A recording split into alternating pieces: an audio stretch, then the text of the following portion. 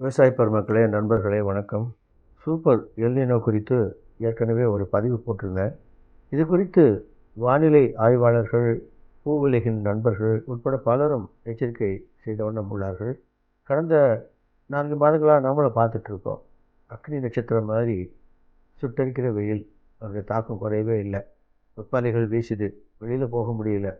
அதே போலவே இந்த கடுமையான வெப்பத்தினால நீர் ஆதாரங்கள், பெரும்பாலான நீர்நிலைகள், கிணறுகள், ஆழ்துளை கிணறுகள் இங்கெல்லாம் பார்த்தீங்கன்னா நீர்மட்டம் குறைந்து போய், நாம் இப்போ சாகுபடி செய்துள்ள பல பயிர்களுக்கு உரிய நேரத்தில் பாசன வசதி செய்து கொடுக்க முடியாத ஒரு சூழ்நிலையில் நம்ம இருக்கிறோம்.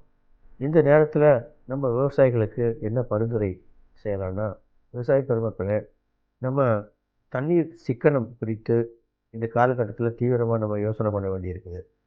சொட்டு நீர் பாசன அமைப்புகளை நாம் சரி செய்து நமது வயல்களில் பயன்படுத்தி கொள்ளலாம். ஏற்கனவே இல்லைன்னா அதை நம்ம அரசு திட்டங்கள் மூலமாக வயல்களில் போடுறதுக்கான ஏற்பாடுகள் நம்ம செய்யலாம். மேலும் இப்போ திடீர்னு எதிர்பாராத நேரத்தில் ஒரு மழை பெய்யுது.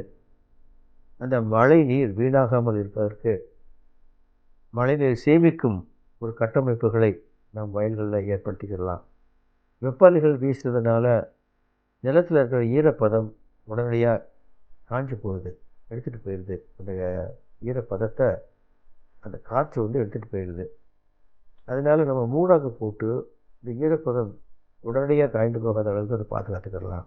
இதை போலவே இந்த கடுமையான வெப்பத்தின் காரணமாக பூச்சி நோய் தாக்குதல் கண்டிப்பாக அதிகமாக இருக்கும்.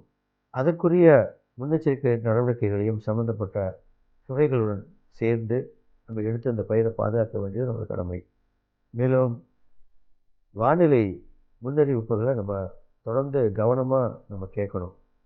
இப்போ பார்த்தீங்கன்னா அந்த பசிபிக் பெருங்கடலுடைய மேற்பரப்பினுடைய வெப்பம் பார்த்திங்கன்னா தொடர்ந்து அதிகரிச்சுட்டு இருக்கிறதால வளிமண்டலத்துடைய வெப்பமும் அதிகமாகுங்கிற மாதிரி ஒரு கணிப்பு இருக்குது. இதனால் இந்த சூப்பர் எல்னினோ இதனுடைய தாக்கம் இன்னும் தீவிரமாக இருக்குங்கிற மாதிரி சொல்கிறாங்க.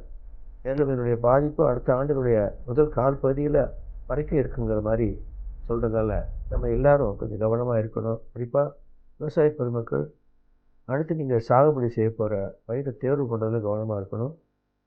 முடிந்தவரை அந்த பயிர்களுக்கு பயிர் காப்பீடு செய்து கொள்வது நல்லது என்பது என் கருத்து. நன்றி, வணக்கம்.